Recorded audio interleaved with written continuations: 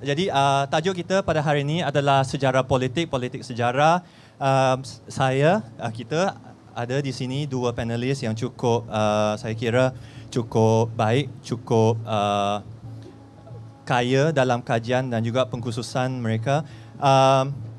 Jadi sebelum bermula mungkin saya akan memberikan sedikit mungkin kerangka.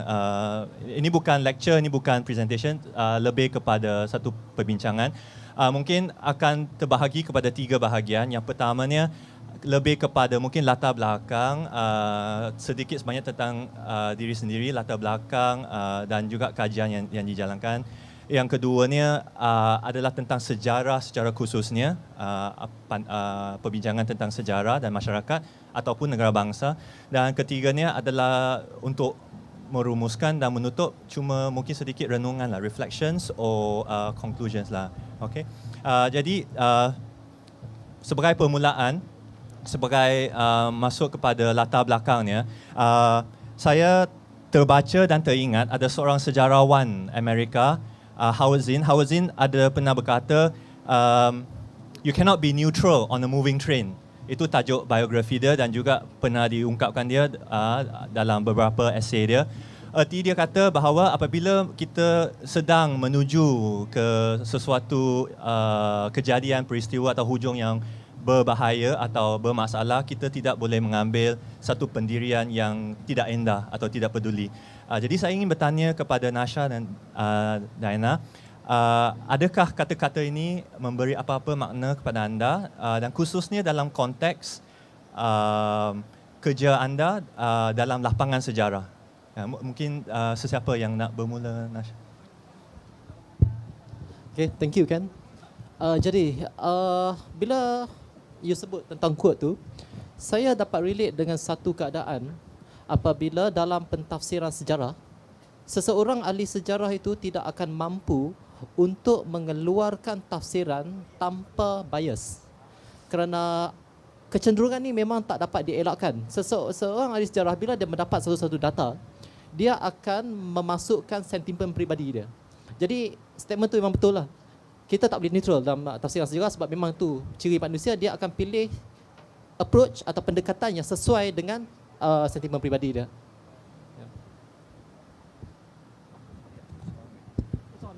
Okey, terlebih izinkan saya bermula dengan permohonan maaf.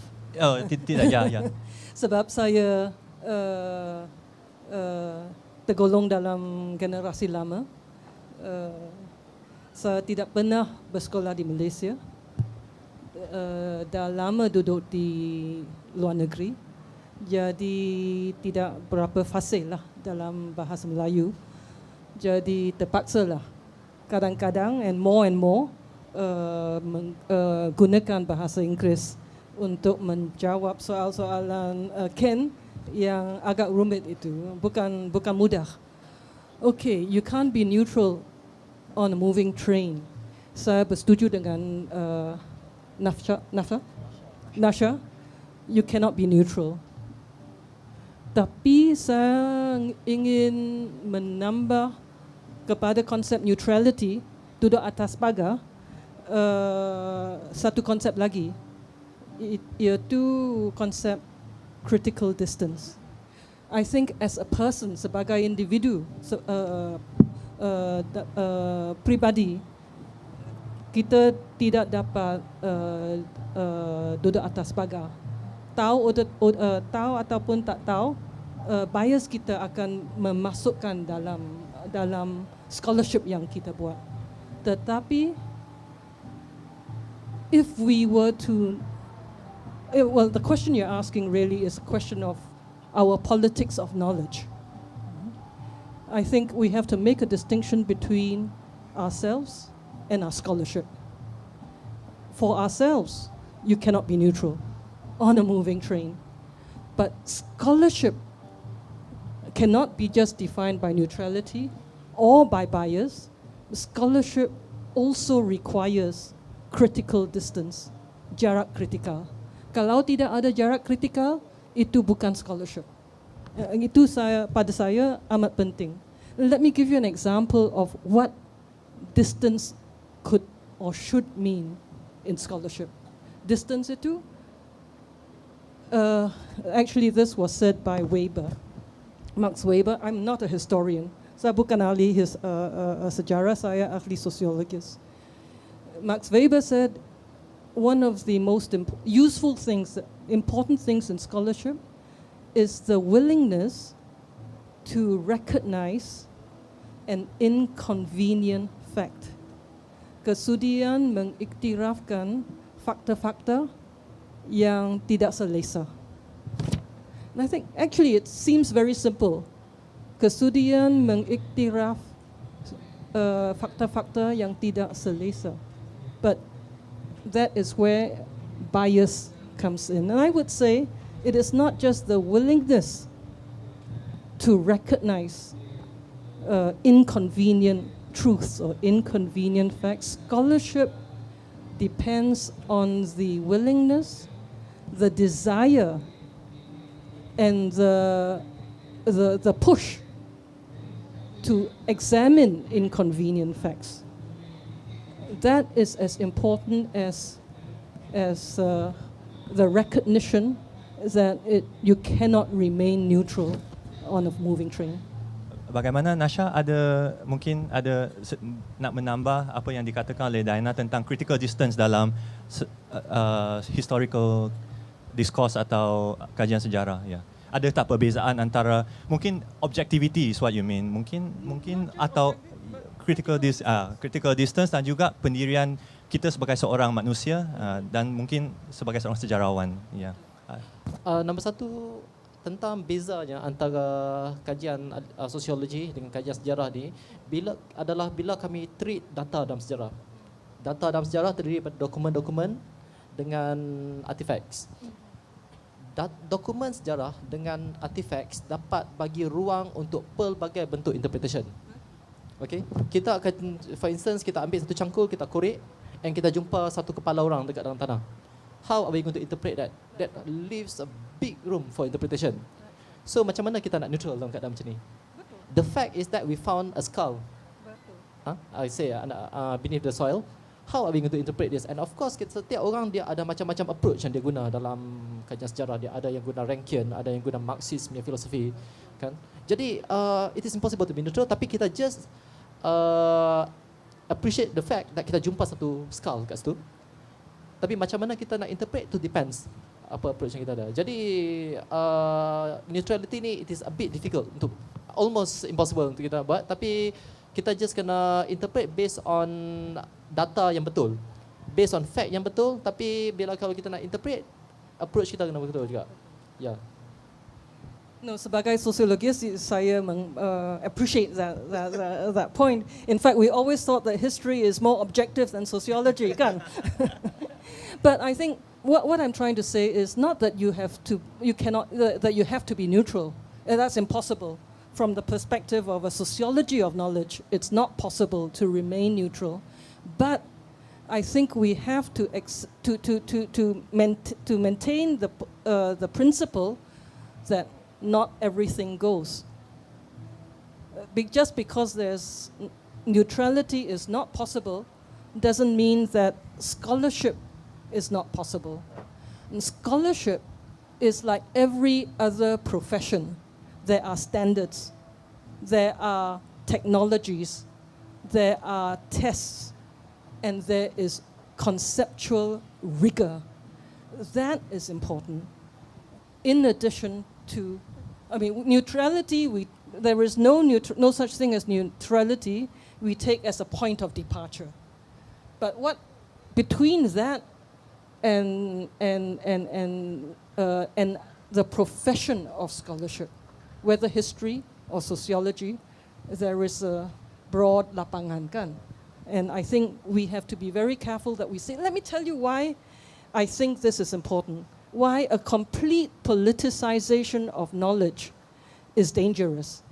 Because I see in our Malaysian universities the complete politicization of our universities. Okey, mungkin kita itu soalan yang Okay, tetapi untuk bergerak untuk to depart from this, sebenarnya saya belum sempat bertanya pengajar kita kan, Ihsan atau Mariam atau Zikri, kenapa atau Imran, kenapa kita bagi slot kepada sejarah, memandangkan sejarah ni yang paling bosan, dah lah letak sesi yang paling akhir, kita penat, ada jerebu, kita mendengar kepada dua orang sejarawan berbicara tentang sejarah. So, saya ingin bertanya, dalam zaman multimedia, sains, teknologi, apabila semua orang guna WhatsApp, Telegram, menggunakan YouTube, di sini kita berbincang tentang sejarah, apa pentingnya sejarah? Kenapa harus kita duduk sini? Itu yang pertamanya. Yang keduanya, Diana seorang sosiologis tapi terlibat dalam kajian sejarah. Nasha tu is a historian. Apakah sumbangan anda kepada masyarakat? Dan apakah keperluan kita untuk mendengar kepada anda sekarang dan kenapa kita duduk di sini untuk dengar anda sekarang? Mungkin boleh menjelaskan. Okay, one thing. Saya nak tekankan one thing kat sini, saudara. Perkembangan sains dan teknologi tak pernah menghakis kepentingan sejarah kepada masyarakat. And I will tell you why. Okay, kita kena tahu yang apa itu teknologi. Teknologi ni cuma pemudah cara untuk aktiviti harian manusia. That's it. Dia tu pemudah cara. Zaman dulu kita masak pakai kayu api, sekarang kita pakai dapur gas. Zaman dulu kita kena tulis pakai tangan, now kita boleh hantar WhatsApp. Cuma pemudah cara, dia mempercepatkan kerja kita. Jadi satu pemudah cara tak dapat menghilangkan kecenderungan manusia untuk mengetahui tentang masa lampau dia. Okey? Okey, kita nak cakap pasal perkembangan teknologi multimedia bla bla bla. Adakah teknologi itu cuma wujud pada kurun ke-21 masih? Teknologi dah mula muncul apabila manusia muncul. Okey? Kita tahu pada zaman Egypt dulu, 5,000 tahun dulu. Zaman tu ada perkembangan teknologi yang baru. And kita tengok dekat bahagian dinding-dindingnya, hieroglifnya. Ada banyak ahli sejarah Egypt yang tulis tentang sejarah mereka. Kita tahu masa zaman Akhirnya period, 2,500 tahun dulu. Perkembangan teknologi yang hebat juga. And still masa zaman tu kita ada historian yang tulis pasal sejarah mereka. Herodotus, Ptolemy. And then kita cakap pula tentang Empire Rome. Lagi banyak perkembangan teknologi dia. And then kita ada historian zaman tu. Diocasius kita ada. And then kita masuk pula Renaissance period. Ada teknologi. And kita ada lagi banyak historian yang cerita tentang masa lampau dia orang. Jadi saya cakap dekat sini, teknologi bukan penyebab kepada hilangnya kepentingan sejarah. Kalau 5,000 tahun dulu, sampailah 2,000 tahun dulu, berlaku perkembangan teknologi yang berterusan, kepentingan sejarah tak pernah hilang. Tapi kenapa sekarang ni, bila berkembang teknologi kurun ke-21, boleh hilang kepentingan sejarah? Kan? And teknologi bukan sekarang je yang ada. Dan satu lagi benda. Sebenarnya teknologi tidak melupuskan kepentingan sejarah, tapi dia menambahkan lagi. Sebab apa? Zaman dulu, bukan semua orang ada akses kepada sejarah. Kita kalau nak kaji sejarah, zaman dulu kena pergi ke library, orang tu kena ada duit untuk masuk ke archives. Tapi zaman sekarang ni semua orang ada internet. And dengan usaha baik para blogger kita, ya, semua orang dah mula ada kesedaran tentang sejarah dia. Kan? Jadi on the contrary, perkembangan teknologi sekarang membawa kepada lebih kepentingan kepada sejarah. Sebab semua orang ada pendedahan dan semua orang lebih curious untuk dapat knowledge tentang masa lampau dia. Okay, saya ingin quote satu ungkapan yang lain. If you don't know where you come from, you won't know where you're going. And I think itu satu reason mengapa sejarah penting. But it's not just about the past and our future. It's about the present. The battles, the issues of the present are fought over the past, through the past. Itu yang kita akan bahaskan hari ini. Itu memory wars, history wars. What is history? Is not just about the past, it's about the present. And that's why sejarah adalah penting. Oh ya, saya lupa jawab satu soalan lagi, apa kepentingan sejarah. And one thing untuk masyarakat zaman sekarang ni, saya nampak yang masyarakat kita ni, they are craving for one thing. They are craving for an identity. Dan siapa yang boleh bagi identity selain daripada sejarah? Selain daripada kajian arkeologi? Kan? So sejarah dengan arkeologi bagi masyarakat manusia zaman moden ni ada identiti dan dia ada purpose untuk tolakkan civilization dia ke depan. Identiti masyarakat. Tu yang kepentingan dia. Jadi di dalam soal sejarah ni, anda hanya menceritakan tentang kepentingan sejarah. Boleh berikan contoh atau bagaimana kajian anda sebenarnya memainkan peranan dalam sejarah, dan adakah kajian anda penting dan perlukah kajian anda dibaca? Dan kenapa? Okey, tentang kepentingan kajian saya. Okey, mungkin boleh memberitahu audience sedikit tentang kajian. Saya bidang kajian saya ada dua. Saya ada dua research interest, satu di Malaysia dan satu di Pakistan. Okey, untuk kajian saya di Malaysia dulu, kajian saya tumpu kepada civilization dekat kawasan Lembah Bujang. Okey, it is one of the pre-Islamic areas dekat Malaysia ni. Sebelum kajian Lembah Bujang ni kita macam dapat sambutan, kita percaya yang sejarah Melayu, Malay civilization mula start berkembang masa zaman Kustantan Melayu ke, plus minus. And then sebelum kita start buat research, orang still percaya yang Lembah Bujang tu mula berkembang jadi kawasan entry port lebih kurang kurun ke-5 Masihi.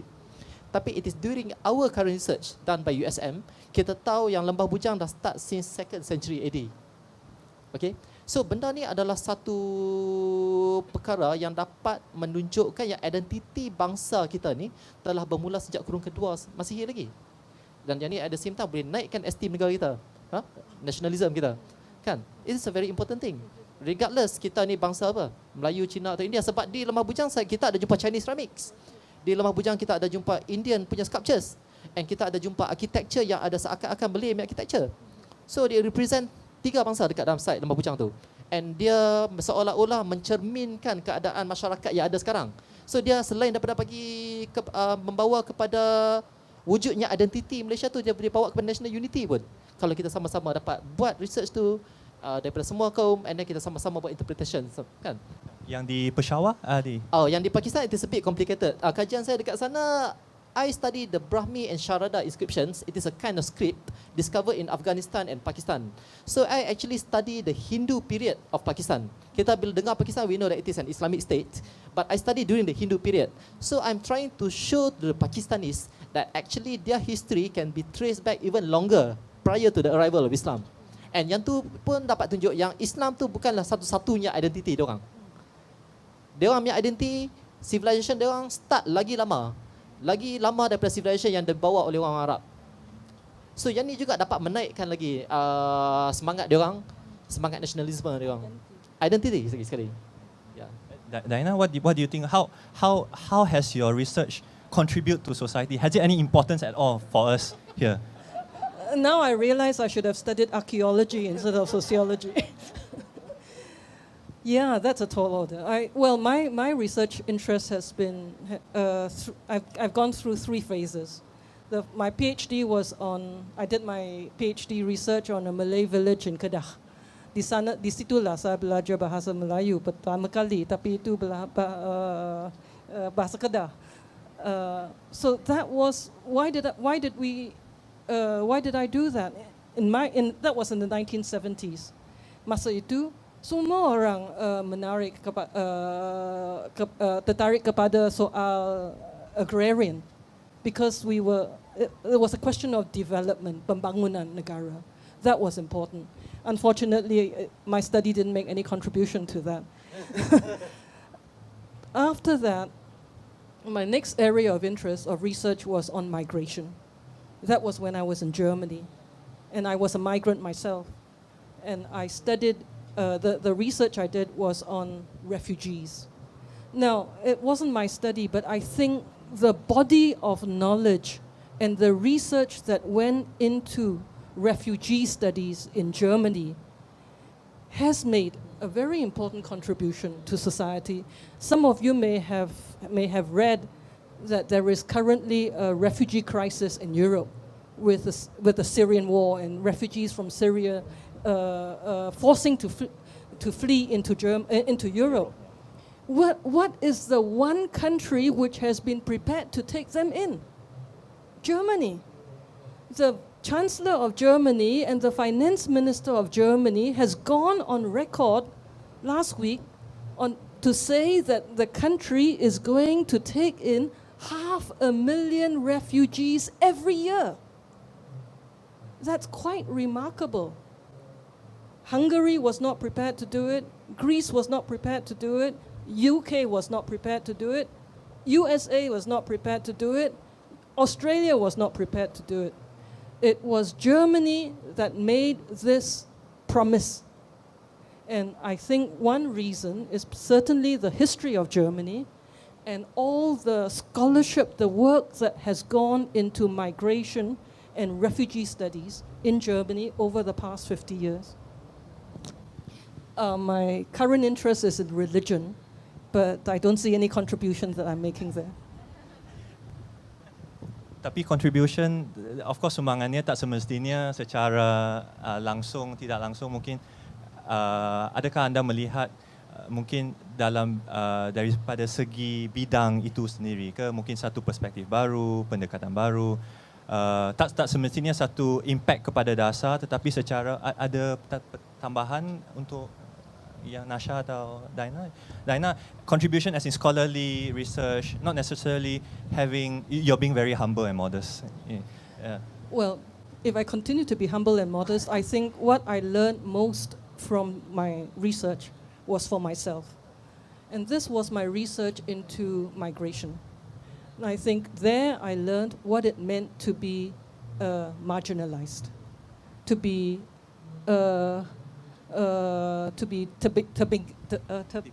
dipinggirkan, to not belong. I think that accounts, maybe that's a theme we will take up later, to my interest in the history of the common people, sejarah rakyat, rather than the history of the elites. Nak tambah, Nasha? Ya. Kita kena ingat satu benda bila kita buat academic research.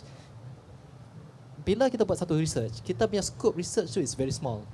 And we can't expect our research to bring great contribution to humanity.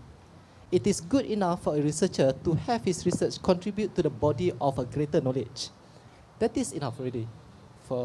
It might not be useful now, but in the future kita tahu. Also to society, yeah. Maybe I should add, how would a body of knowledge contribute to society? I think it contributes to the level of discussion, to the national conversation. The national conversation, who participates normally in the national conversation? Politicians, kan? Journalists, media specialists, business people, lobby groups, interest groups. I think researchers, scholarship,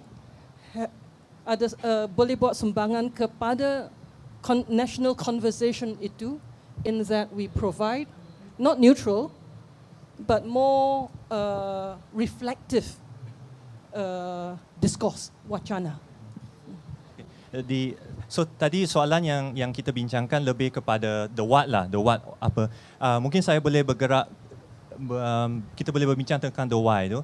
Jadi ada dalam satu buku Milan Kundera, dia ada satu watak ni, dia mengatakan bahawa the struggle of man against power is the struggle of memory against forgetting. Jadi ini memberikan satu tema yang penting lah. Ada tiga poin dalam tema ni, iaitu satu memory, yang keduanya ingatan atau remembrance, dan ketiganya adalah space. Space dalam erti kata ni, space bukan sahaja abstract space in terms of memory, tetapi space as in physical space. Seperti kata Nasha tadi, bila kita membuat satu archaeology research, ada terjumpa artifact atau something yang physical lah. Jadi itu dikira space atau objek juga. Jadi ada ketiga-tiga perkara ini, ya. Memory, remembrance dan juga space. Poin ini sangat penting di dalam kajian sejarah dan selalu timbul. Dan mungkin kalau boleh saya membawa Marx di sini, tak tahu ada siapa yang suka Marx. Marx suka kata the history of man is the history of class struggle. Maksudnya kita selalu melihat ke hadapan dan kita mempunyai satu utopia. Tetapi mungkin dia kurang memberi atau bercakap tentang memory. Apa yang membuat memory itu timbul? Kenapa orang ada memory? Kenapa memory penting? Dan kenapa selalunya possibility-nya, keberangkalinya tinggi bahawa memory ini adalah pelbagai. Mungkin boleh memberi sedikit Okay. Tentang memori satu-satu masyarakat tentang masa lampau dia orang. Okay, kita kena tahu apabila masyarakat ada memori secara kolektif tentang sejarah tu, apa yang provoke memori itu? Pada pandangan saya, benda yang sebenarnya provoke memori satu-satu masyarakat tu adalah apabila keadaan atau situasi sosial, ekonomi dan politik mereka pada satu-satu masa tu dapat dikaitkan dengan apa yang telah berlaku pada masa lampau. Saya akan bagi satu contoh, saya akan bagi 3 contoh. Okey, kita tengok contoh pertama. Untuk kes Indonesia. Seringkali dekat dalam sejarah Indonesia tu ditekankan tentang keluasan empire Kerajaan Majapahit. Yang kita tahu Kerajaan Majapahit tu corresponds somewhere dengan wilayah Indonesia sekarang ni. Jadi memori tentang Kerajaan Majapahit tu diulang-ulang supaya rakyat Indonesia sentiasa sedar akan integriti provinsi-provinsi dia orang. Sebab provinsi-provinsi dia orang lebih kurang sama macam wilayah zaman Kerajaan Majapahit zaman dulu. So kita tengok macam mana keadaan politik di Indonesia tu membawa balik memori tentang masa lampau dia tentang Majapahit. Satu lagi contoh, Kerajaan Khmer Rouge di Cambodia. Kerajaan Khmer Rouge pula sentiasa menekankan memori tentang bentuk kerajaan agraria zaman Angkor untuk menghasilkan masyarakat agraria yang asli. Jadi yang tu juga salah satu contoh. Apabila mereka nak outlaw semua teknologi, nak balik kepada masa lampau, jadi mereka compare dengan kerajaan Angkor dulu. Pure agrarian society. Okay? And satu lagi contoh, apabila memori masyarakat tu dibangkitkan, zaman Renaissance, kelahiran semula. Kita tahu masa zaman Renaissance tu sejarah zaman Greek dan Rom tu dibangkitkan balik.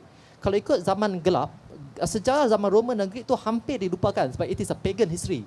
Tapi zaman Renaissance, bila berlaku perkembangan sains, teknologi, sastra dan art, mereka naikkan balik sejarah tu. Sebab apa? Sebab mereka dapat relate dengan keadaan politik, sosial dan ekonomi semasa.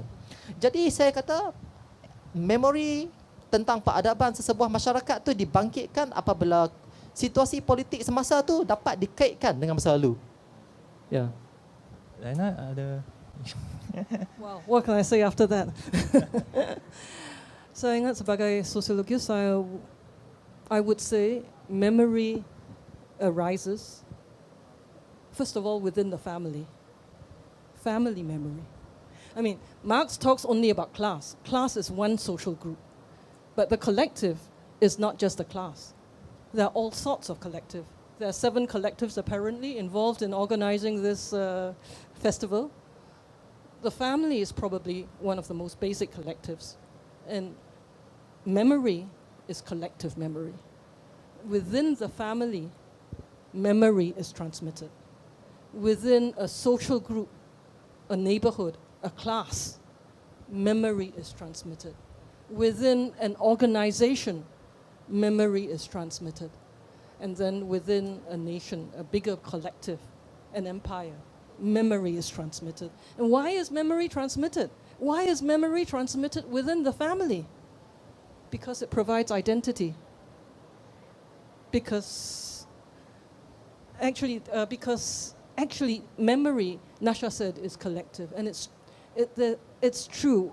We remember as individuals. But how we remember, what we remember, is framed by the collective of the present that we live in. And so, yeah, that's why memory and remembrance is important. So bercakap tentang memory, dan tadi Nasha dah menyebut tentang Khmer dan juga Majapahit.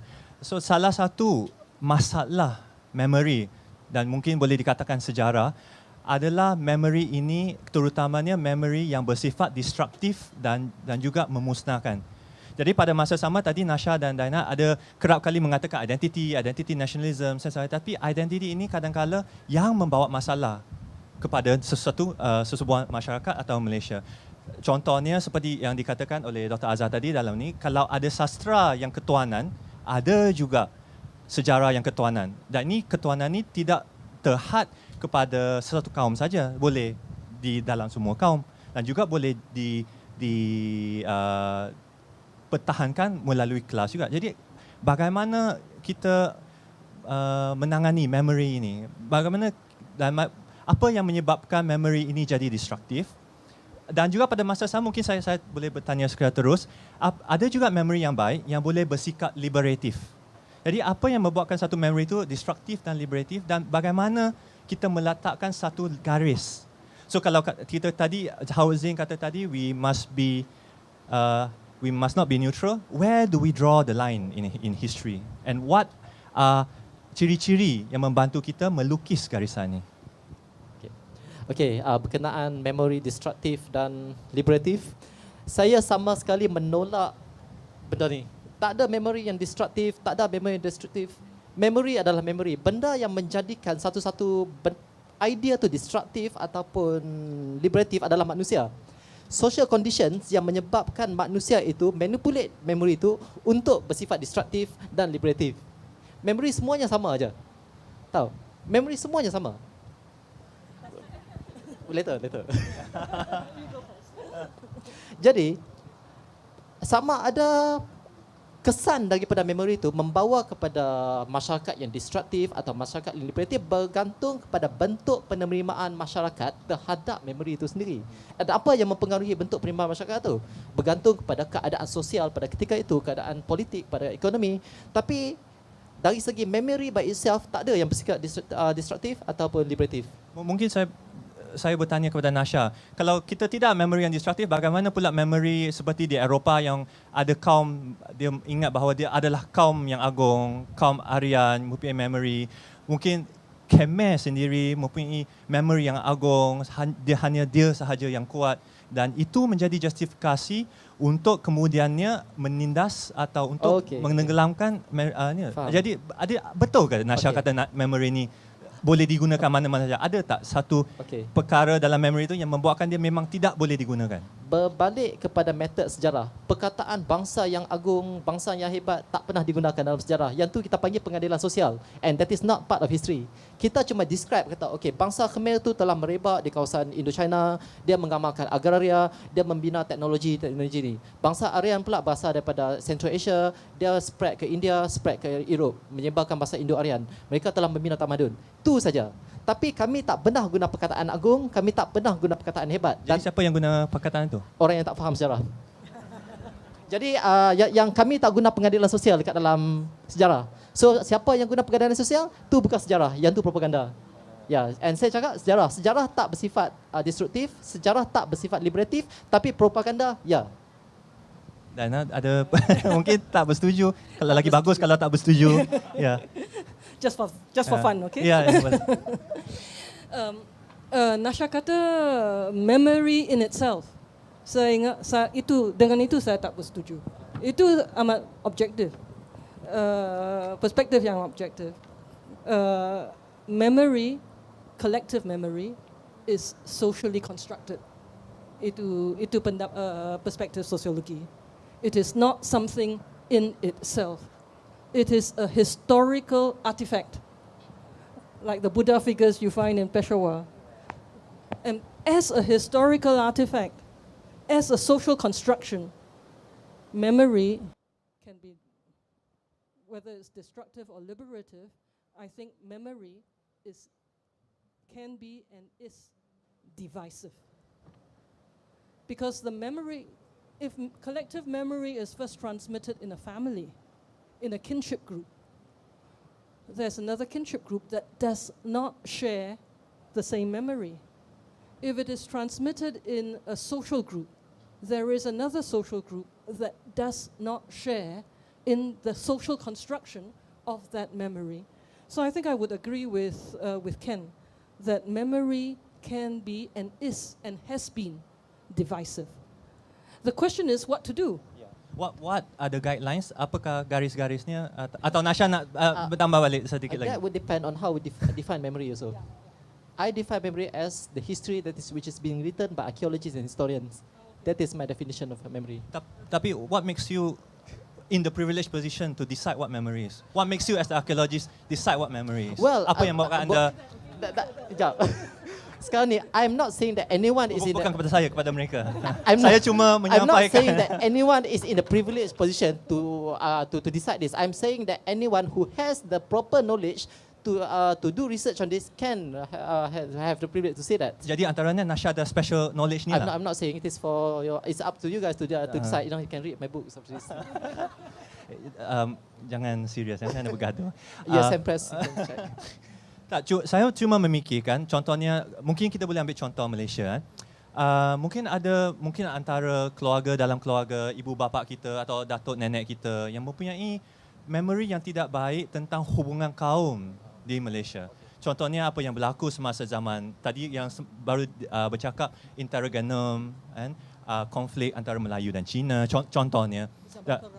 Zaman perang. Dan memori ini kemudian seperti yang Diana kata, kemudiannya diceritakan. Kan? Sama ada betul atau tak betul, itu satu perbincangan yang lain. Tetapi faktanya, hakikatnya memori ini diperturunkan dan ia mempengaruhi hubungan masyarakat pada hari ini. Jadi mungkin tak tahu Diana nak respon atau kemudian Nasha yang mengatakan bahawa memori ini cuma boleh dipropagandakan sebenarnya dan bukan memori itu yang menjadi masalah. Yeah, well, it is a problem. I think that's the important thing that we have to recognize. Itu satu fakta yang tak selesa, tetapi mesti perlu diiktirafkan. It is not easy. It is divisive. It has been divisive. What can be done?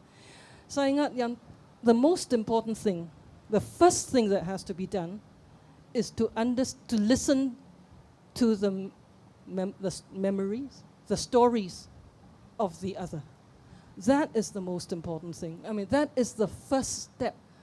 The problem with when memory becomes destructive of each other is when you only have your memory and the other only has the other memory. And then there's conflict of memories, there are memory wars. I think in a country like Malaysia, we have to first of all acknowledge that we have different memories. But then second of all, we have to learn to listen to the memories and to respect the memories of the others. And it's not just the other, of the others. Bagaimana Nasha? Ada masih lagi dipropagandakan atau? On that point saja saya agree dengan dia, tapi yang lain saya tak agree. But we need a separate discussion on this. It can get ugly.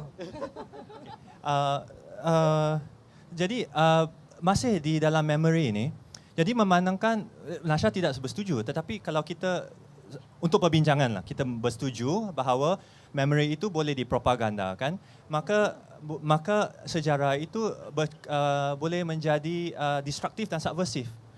Jadi sejarah itu bahaya untuk masyarakat dan anda juga bahaya kepada masyarakat dan kepada orang-orang yang ada tempat-tempat yang tertentu dalam mungkin pusat kuasa. Jadi bagaimana anda melihat peranan anda sebagai mungkin saya individu atau sejarawan untuk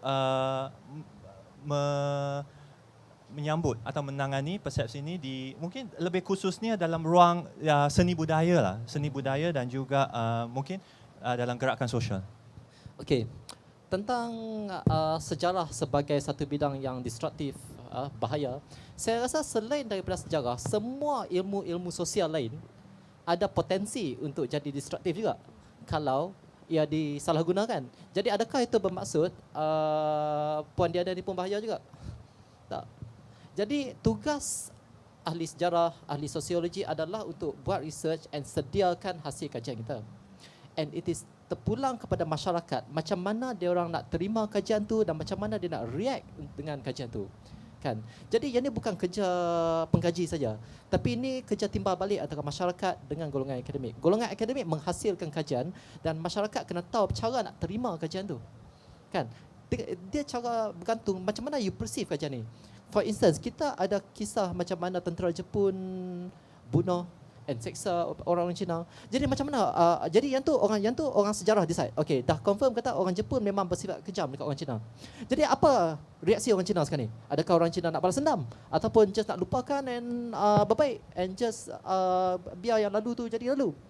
Jadi benda ni bergantung pada penerimaan masyarakat. Dia bukan ilmu tu yang menjadikan dia destruktif, tapi cara masyarakat menerima dan memberi reaksi terhadap ilmu tersebut.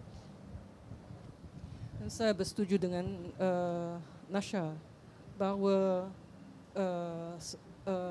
history can be turned into propaganda. That's true. Memory can be turned into a propaganda instrument. Saya bersetuju totally. Tetapi soalan itu, if so, then what? Are we dangerous? Should we be doing history? Well, I think the point is, in social space, there's no vacuum. If we don't talk history, there is other kinds of history out there. It's never a vacuum. The wacana about history, the wacana about memory, is an occupied space. And I think, to your question, the answer about where we stand, I think what Nasha said is very important. First of all, that's why critical distance is important. Not just neutrality, but critical distance, because our contribution is to make that knowledge available for public discourse and public debate. That's one. In a way, it's also an education of the public, right? But I think maybe that's a question that you want to ask later. I think then if the point of departure is history is being offered on the marketplace, whether we like it or not, there is no vacuum. It is being offered on the marketplace. Then what kind of history do we want to put on the marketplace? That is actually the question. Mungkin itu yang soalan yang hendak saya tanya. Jadi ada dua tahap di sini. Satu tahap, bagaimana sebagai sejarawan kita membentang atau meletakkan satu kisah atau naratif untuk dipilih, yang pertamanya. Yang keduanya, ada tak apa-apa guideline, panduan atau kerangka yang boleh membantu masyarakat supaya tidak, seperti yang dikatakan masyarakat tadi, mempropagandakan, dan ada tak satu set prinsip atau ethics yang boleh membantu kita untuk supaya kita berhati-hati dengan apa yang kita gunakan dan apa yang kita tafsir, dan bagaimana ia memberi maksud kepada kita. Okey, nombor satu kita kena tahu yang kebanyakan kajian akademik ni dia tu teknikal sangat, and masyarakat susah nak faham. Saya berani jamin yang thesis saya and buku-buku saya less than 10 yang terjual. I confirm. Sebab apa? Sebab bukan semua orang faham tema-tema yang teknikal. Jadi saya rasa tugas orang akademik untuk make sure yang ilmu tu sampai ke bawah, kena ada satu jalan, kena ada satu kerjasama antara golongan akademik dengan masyarakat untuk hasilkan buku for popular reading. Okay, dengan bahasa yang ringkas, dengan bahasa yang mudah difahami, and then tapi tanpa mengabaikan kesahihan fakta. Itu nombor satu. Nombor dua, berkenaan dengan macam mana kita nak pastikan yang masyarakat tu tak salah faham pada sejarah, yang tu terletak kepada sistem pendidikan. Benda tu harus datang daripada sistem pendidikan. Benda tu harus dilatih daripada kecil lagi. Yang masyarakat tu kena diajar untuk bersifat kritikal. Satu benda, mesti mereka bersifat reasonable dalam membaca, dan mereka kena faham asas-asas dekat dalam penulisan sejarah. Jadi yang tu terletak pada sistem pendidikan yang kita ada ni. Jadi itu tanggungjawab yang terletak pada kerajaan untuk bagi sistem pendidikan yang bagus, so that masyarakat tak salah faham apa yang dihasilkan oleh golongan akademik. Sistem pendidikan kita sekarang. But Diana, maybe Yeah. Let me go back to the point of if there's a market, there's a market for history out there. There's not a vacuum. So the question is, what kind of history do we offer to the public? What kind of history do we practice for ourselves? I would saya ingin mencadangkan bahawa we can speak of 3 jenis sejarah, 3 types of history. There is official history. That's very clear. It's not the history that you do, not the kind of history I do, but it's the history that is the most influential currently in our country, in most countries. Official history, sejarah rasmi. And this official history, it's a political narrative. It's so influential because it's taught in our system pendidikan, right? It's a political narrative, and actually it is a narrative of the political elites in this country. It's a narrative of power, and it's a narrative of the power elites in the country. But because it is taught as history, because it is in the history books. Sebab dia sejarah rasmi, sebab dia kerana dia sejarah yang diajarkan di sekolah. Kerana because it is history, we know we don't imagine that there is any other history. Because it is history, ia mestilah benar. It must be true. That is the type of history that is now filling the vacuum in our country. And I think we have to oppose this concept of history with two other types of history in our work and in our contribution to public discourse. Second type, jenis sejarah yang kedua that I want to mention is alternative history. You see, this sejarah rasmi, it's Winston Churchill once said, history is the history of the winners. In a way, you could say alternative history is the history of those who lost. Those who did fight, but who lost, and so are marginalized, are silenced, are erased from history. In our country, we hear of Tunku Abdul Rahman. We see Tunku Abdul Rahman raising the flag every year at Merdeka. Mana Dr. Bostaman for Merdeka? Mana Burhanuddin? Mana Rashid Maidin? Mana Sidi Abdullah? Mana Shamsia Fakir? Mana Jinping? They are all part of the history of Merdeka, of our Merdeka, but they are not mentioned. That would be alternative history. But I think we have to, as a sociologist, I would say even alternative history is still a political narrative. And politics is not all that there is to society. There is, I would add, a third jenis sejarah, sejarah rakyat. Sejarah of the common people, of everyday lives, of our mothers, our grandfathers, our datuk, our nenek, how they survived the war, how they came to the country with very little, how they were born in this country and made this country their home, how they learned Tamil, how they learned Malay, how they never went to Lembah Bujang. These are everyday stories of the common people which also went into the making of Malaysia. Malaysia was not just made by heroes and counter-heroes. Malaysia was made by its people. And that is the kind of history I think that we should also be doing, or at least that is the perspective that we should be taking to the history that we offer to the public.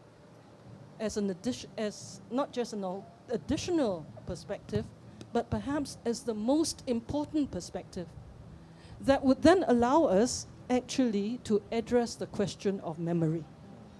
Because official sejarah rasmi has remembrance in its memory.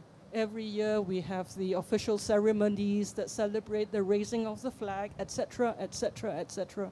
These are national festivals, which repeat, which give us the national official narrative, and which suppresses and destroys the other memories, the alternative memories, and the everyday memories of the people. And I think if we were to provide that perspective on history, then we can also find a way to address the question of the divisiveness of memory. Nasha ada tambahan? Saya nak tanya Nasha. So kalau tadi Nasha ada mengatakan bahawa kita meletakkan harus kita meletakkan dan memberi masyarakat untuk memilih dan untuk melihat bagaimana dia menjadi relevan kepada kehidupannya atau masyarakatnya. Saya ingin bertanya, ada tak masyarakat sejarawan ataupun pemimpin-pemimpin perlu memainkan peranan yang lebih proaktif supaya untuk mengelakkan daripada memory atau naratif sejarah yang boleh cenderung untuk mengapikan sesuatu peristiwa atau hubungan, boleh rentas kaum atau agama. Ada tak ada satu usaha, perlu tak ada satu usaha di pihak sejarawan untuk memastikan bahawa sejarah atau memory walaupun ada tapi harus mungkin dikawal dengan lebih ketat, kerana apabila dikeluarkan kepada pasaran sejarah seperti Dana kata, mungkin dan kecenderungannya akan disalahgunakan. Okey, sekarang ni saya akan discuss ni based on keadaan sekarang ni. Tentang peranan golongan akademik. Saya tak sure pasal pemimpin. Tentang peranan golongan akademik, saya ada nampak satu cara untuk kami mampu untuk menyalurkan sejarah kepada masyarakat umum dengan menggunakan internet. Kan kita tahu zaman sekarang ni ada banyak blogger-blogger yang tulis popular history. Jadi perlu ada close collaboration between golongan akademik dekat universiti dengan golongan-golongan blogger ni. Perlu ada sentiasa exchange of knowledge, kena perlu sentiasa ada forum, sebab kebanyakan masyarakat sekarang ni access to internet untuk dapatkan information tentang sejarah dia orang. Ya. Jadi saya tak kata blogger tu bagi maklumat yang tak betul, tapi they did their best. So kemungkinan para blogger boleh bekerjasama dengan golongan akademik untuk so that dia orang boleh transmitkan knowledge tu daripada kami turun ke bawah. Itu cara yang paling baik sekali. Kebanyakan apa yang masyarakat Malaysia tahu sekali, kebanyakannya diambil dari internet. Sebab saya rasa orang zaman sekarang ni malas nak baca buku kan.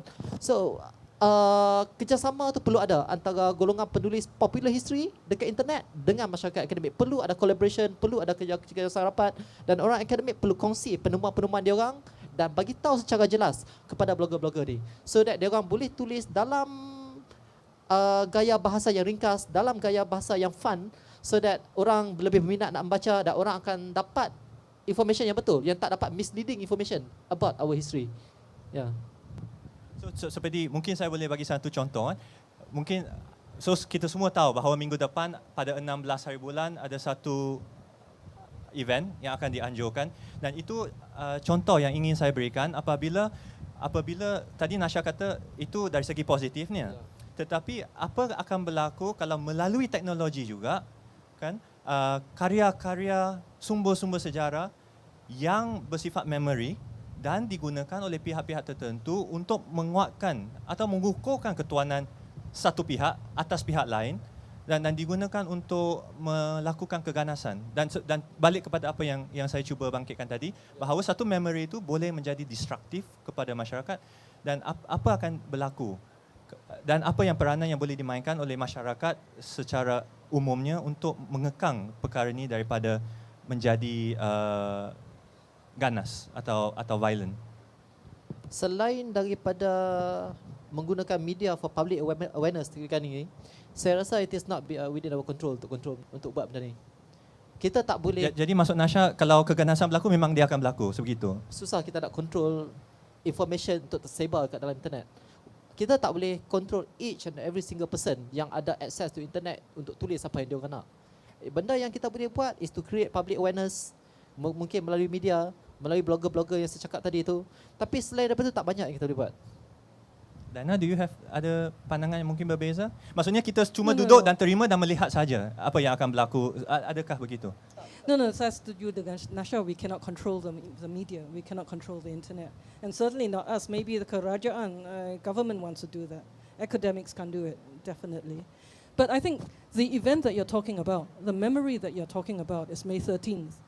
And I think the reason why it has such destructive potential is because it has been made a taboo. It's because academics have not been able to talk about it. It's because nobody has been allowed to talk about it except pihak-pihak tertentu. But you see, the suppression of memory doesn't necessarily is not always effective. Memory persists in families, in groups. The memory of May 13th, actually one should say the memories of May 13th have persisted in society, and they are divergent memories.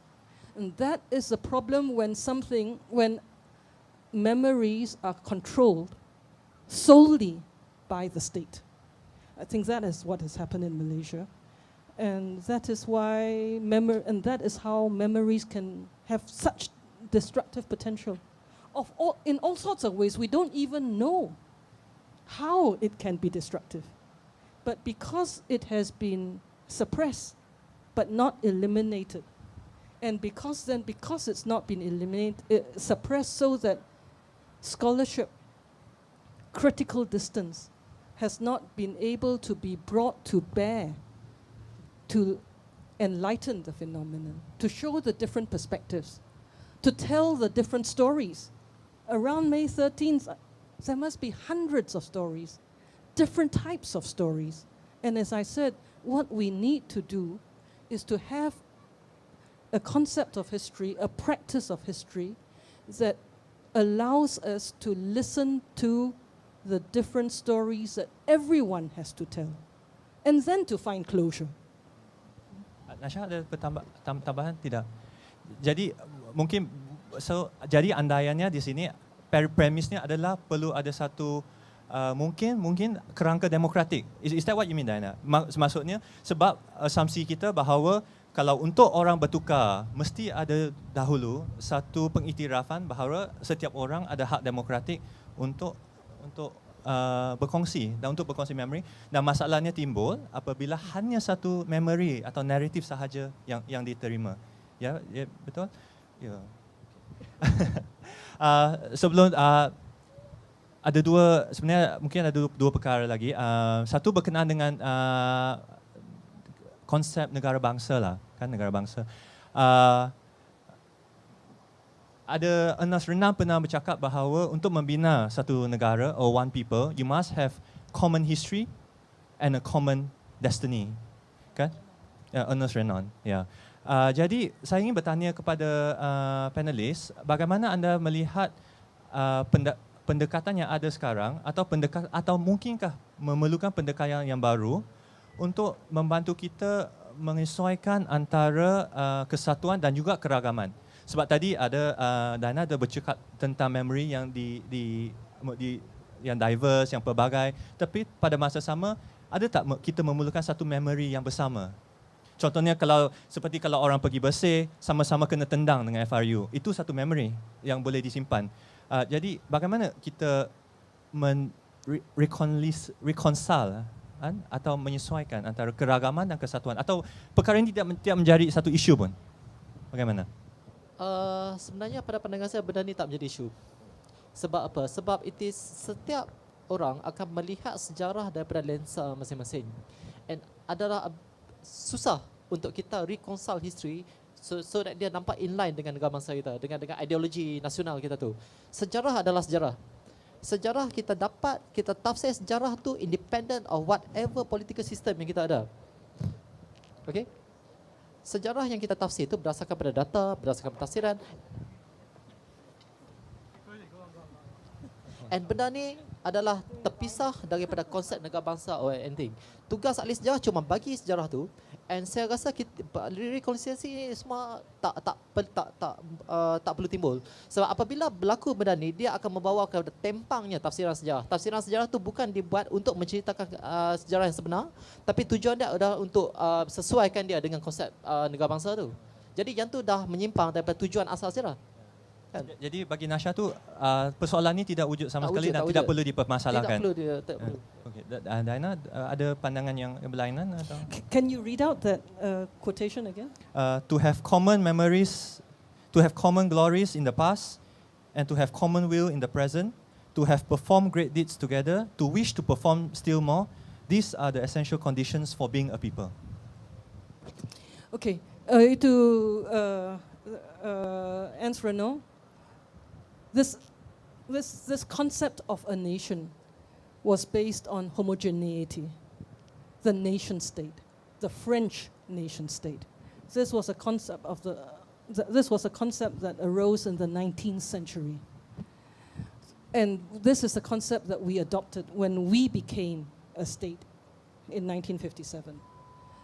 The problem is that I don't know how many countries there are now in the world, 130, 140, 150 in the United Nations, there may be only about 15 countries, if not less, which are homogeneous. And that is why we now have the phenomenon of failed states. Failed states in the Middle East, failed states in Africa, failed states in Asia, because there is this ideology of homogeneity when societies are pluralistic. And it's not just pluralism by ethnicity, by race. There's pluralism by religion. That's a problem in Syria. That's a problem in Iraq. They're all Arabs. They're all Muslims. It's sectarianism. Maybe only 11, as I said, less than 15 countries in the world can fulfill the condition that Renan laid down for us in the 19th century.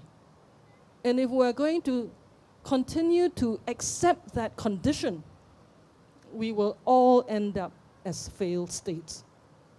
Now, I spent almost 20 years in Germany, and so I have been following developments in Germany very closely. Germany was the one country that espoused the model of ethnic nationalism, the model of das Volk, right? You remember that was like this. Anything that was different to this was to be eliminated. Not just Jews, homosexuals, communists, gypsies. One of my former colleagues in Germany, he was married to a Vietnamese. He's German.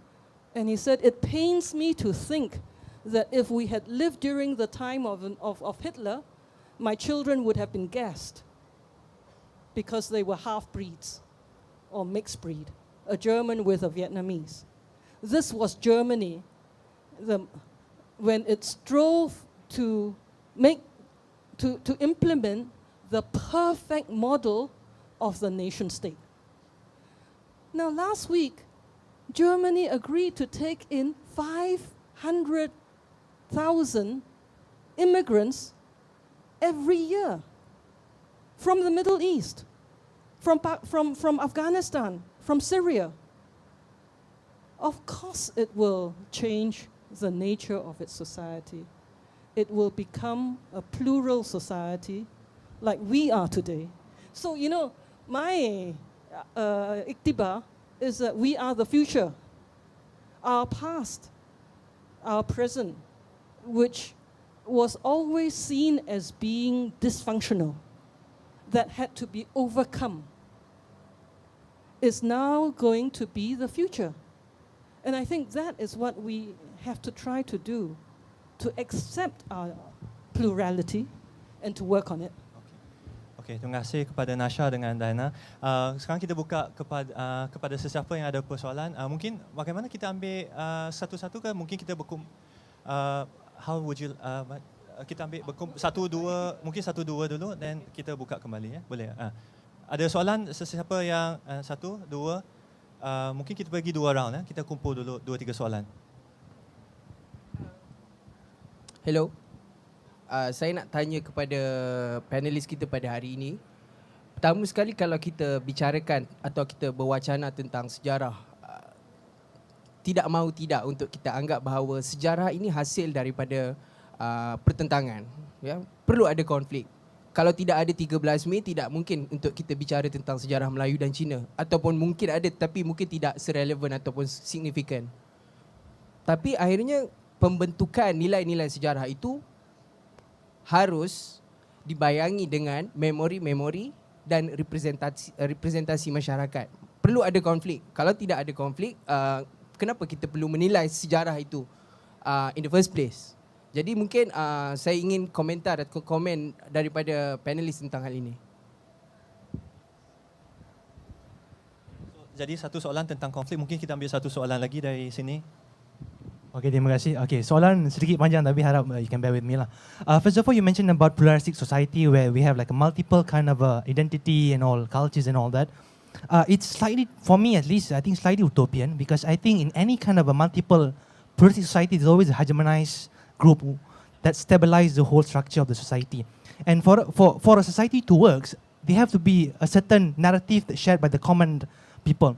Now, speaking of common, I mean, mentioning about the textbook as well, we need a textbook because we need a certain kind of a common collective memories, if you like. And I think Renan mentioned in one of his essays as well, that he mentioned for a nation to be able to be stable, a society to be stable and work together as a community, what you need is not just a collective memory, but a collective forgetting. That is to say that we have to forget a certain, because history is very complex. We have these events here and there that are some might be really traumatic, and for us to be a stable society, according to at least following the logic of the Renan, we need to have a collective forgetting in a sense, and try to have a hegemonized history. Nonetheless, you can't avoid by having a certain marginalized and subaltern groups that will be out of the history narrative that we have. So how do you treat these particular problems? Yeah. Terima kasih. Jadi mungkin panelis boleh menjawab. That's very difficult questions. Yeah, I think the questions are actually related. That memories are different, but are divisive. There's competition between memories, and actually, because we're talking about history and memory, we've been using the concepts of history and memory. But it's not, memory stands for more than just remembrances. Memory stands for material interests and material conflicts as well. The conflicts are not just memory wars. They are, if we come back to Marx, they are also about material interests and class interests, class structures. So I think you're right. I don't think we can say, oh, we construct a memory. Well, two things. I don't think we can just say we construct a national memory, a single collective memory, and there will be no more conflicts. Because that single memory, that homogeneous memory, will always be reflective of, as well, certain class interests or power interests. I think, as you quite rightly point out, we can't also just say, oh, let 1,000 memories bloom, like 1,000 flowers bloom. Because if that is the case, where is what holds us together, right? So I think you're right. I think what is very important is to have structures of bonding. I think that's the point. We need structures of bonding. We need shared habits of the heart. My answer to you would be that these shared memories, these narratives of bonding should not be based on a history of the powerful, not even on past glories necessarily, but the history of shared struggles. And the shared struggle of ordinary common people to survive. For me, I think perhaps I learned my lesson about plurality from my grandmother, who only had 2 years of education. And she used to say to me, if somebody, if there was a gardener or whatever, or what, she would say in Cantonese, they too have to one sick. They too have to, one sick is to find a livelihood, to get a livelihood. I think that is what we share in this country. That experience of poverty, that experience of survival, and that I would propagandize into a shared narrative. Okay. Nasha, tak ada. Ada soalan lagi mungkin kita boleh mengambil mungkin satu dua kalau ada soalan lagi yang mana-mana soalan saja yang selesa, kalau tak selesa lagi bagus. Ini satu di sini. Sebelum Imran, ada lagi tak? Satu sini, ada lagi? Satu, okey, dua, kita ambil dua ni dulu lah. Ya. Terima kasih ya. Dalam menubuhkan satu memori yang dikongsikan oleh masyarakat, adakah ini bermakna kita perlu assimilation? Atau dapatkah kita buat satu memori dalam perhubungan kita yang baru, yang baik kan? dan assimilation itu tidak diperlukan. Satu lagi di sini. Okay, I was thinking about the 3 categories of history you were mentioning just now. Official history, alternative history, is it? And the history of the people, or the history of the rakyat.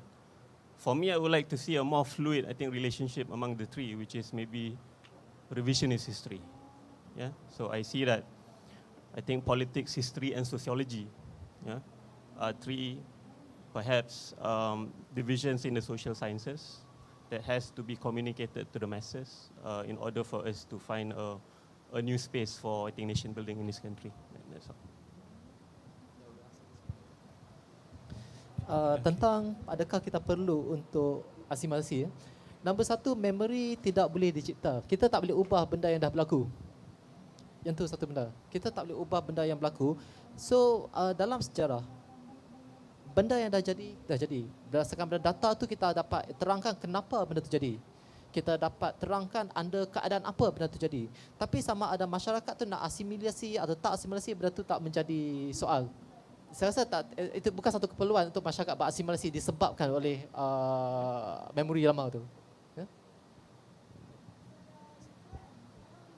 Yeah, I agree with you. These 3 categories, official history, alternative history, people's histories, they are analytical categories. They are not in real history. The boundaries are much more fluid. And in fact, in order to practice this kind of scholarship, I think your point is well taken. It has to be multi and cross-disciplinary. One, it has to be about politics. Politics meaning about conflict and competition. It has to be about history. History, I think, is so important for taking us back 5,000 years to the Egyptians. Were you talking about the Egyptians? To give that long durée perspective, that's very important. That's why we need history as a science. And sociology, because maybe sociology is concerned about, it has a perspective that looks at the collective, but sees that the collective is not a totalitarian category. The collectives crisscross each other. And I think you're right. Yeah, we need to be cross-disciplinary. We need to be more flexible. Mungkin kita pergi satu pusingan lagi yang tak bertanya lah. Yang boleh juga, tapi ada sesiapa yang kalau tak bertanya malam ni balik tak boleh tidur, baik bertanya sekarang. Kalau ada last round, tak ada. Kalau tidak, kita ambil satu. Betul lah, tak ada Tak ada. Okey, satu. Imran, satu lagi. Dan mungkin selepas ni saya boleh minta mengajak panelis mungkin bagi rumusan sekali dan kita conclude perbincangan ni. Maaf kerana tanya 2 kali, tapi saya rasa soalan ni agak penting. Pada tahun 70-an, sekitar 70-an, Profesor Sheikh Hussein Alatas ada satu projek besar tentang the reconstruction of a Malaysian history. Tapi projek ni seakan-akan mati, tidak ada sambungan.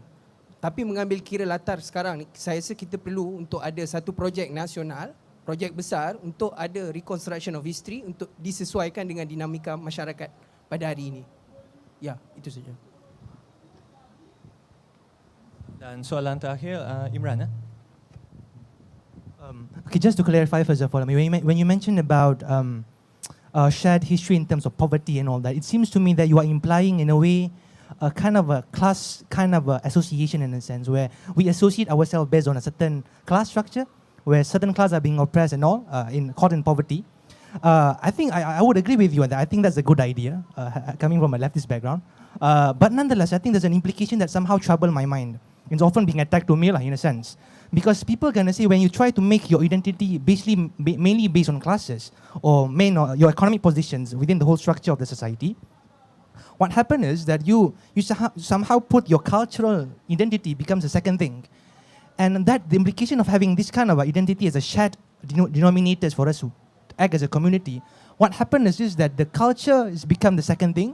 It's easily, it's no longer become something that belong to us in a sense where culture, because once you don't actually put culture as your main identity, you no longer fight for it. You no longer actually try to associate, okay, this is Bahasa Melayu, you have to protect, you have to fight for it in a sense. So by having this logic, it seems to me that there's a possibilities that certain cultures will be eliminated. So is that a risk that we're willing to take? Jadi mungkin panelis dan boleh berikan mungkin kesimpulan dan juga penggulungan sekali. Okey, tentang kajian Alta saya yang tahun 70-an untuk reconstruction of Malay history, sejak dari tahun 70-an sampai sekarang ni, kita dah lebih kurang 45 tahun dah. Kita dah ada banyak penemuan baru tentang sejarah nasional kita, sejarah kebangsaan Malaysia. Zaman dulu kita tahu yang manusia terawal dekat Malaysia yang paling lama pun dekat Guania saja, 50,000 tahun. Tapi penemuan terbaru dekat Lenggong kita ada 1.8 juta tahun manusia terawal. Sebelum tu kita ingat yang Lembah Bujang bermula pada kurun ke-6 Masihi. Sekarang kita ada bukti yang kurun ke-2 Masihi. Jadi segala research tentang sejarah nasional kita daripada zaman Pleistocene sampai sekarang semuanya dah ada dah. Lengkap kajian tu. Persoalannya sekarang adalah untuk compile kajian tu dan buatkan dalam satu bentuk volume khas so that semua orang boleh baca. Jadi saya rasa tugas untuk buat benda ni tak susah sangat. Cuma perlu mula saja. Dan rasanya ada kemungkinan dalam masa terdekat ni akan dimulakan projek tu untuk tulis volume-volume untuk sejarah Malaysia saja. Daripada zaman prasejarah sampai ke zaman moden. Kita akan buat model lebih kurang macam sejarah nasional Indonesia tu. Of which we have several volumes of books regarding the national history. So benda tu kerja Alatas tu bukan nak kata disambung, tapi kita akan review balik. Kita pergi revisit balik history dan kita akan buat volume baru. Tapi segala info dah ada dah. Cuma nak compile je. So tak ada masalah, tak timbul masalah untuk tulis sejarah tentang tu. No, it's an important project. We'll leave it to the younger historians to do it. But to your question, it's a question that starts a laser, but it's very important. I told you that now my main interest is in religion. Yeah, I think it would be a mistake to think if Marx ever did, that history is just a history of class interests. We spoke a lot about identity, and identity is not given through your stomach. Identity is given through your heart. They are habits of the heart, and they are formed by memories. And what are memories formed by? Culture, religion, the family. I mean, we're talking about family, social groups, kinship, your neighborhood, your it's culture. So that is very important. I think the challenge, and we have a real challenge, and it's not just Malaysia. The challenge of plurality is a global challenge. I mean, I think that's one thing that I have realized in these past 5 years. We used to think, oh, poor Malaysia, you know, I wish we were a homogeneous country. Then we'll be all right. I wish we didn't have all these ethnic differences.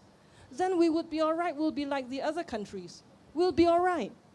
Now you look around and you realize that everyone is like us, almost everyone. And where they were not like us, the France of Renan, the Germany of Hitler, the England of Chamberlain, they are becoming like us. So we have to find a solution between conflict based on real material interests. We cannot deny that. And the material interests are framed very often by culture and by religion. We cannot deny that either. But we cannot deny that culture and religion is more than just material interests. I think that was the mistake that I made when I did my PhD in the 1970s in a village in Kedah, in a Malay village in Kedah. And if you look at my PhD dissertation, not a single word is there said on religion. So I realized how wrong I was. Thank you. Terima kasih. Terima kasih para panelis. Mungkin saya ingin mengajak kawan-kawan untuk memberi tepukan kepada panelis kita. Saya harap perbincangan ini satu perbincangan yang menarik dan berguna kepada kita semua dan mungkin kita akan membawa persoalan ini untuk kita berfikir kemudian. Saya ingin kembalikan kepada Sekretariat atau Mariam. Ya, terima kasih.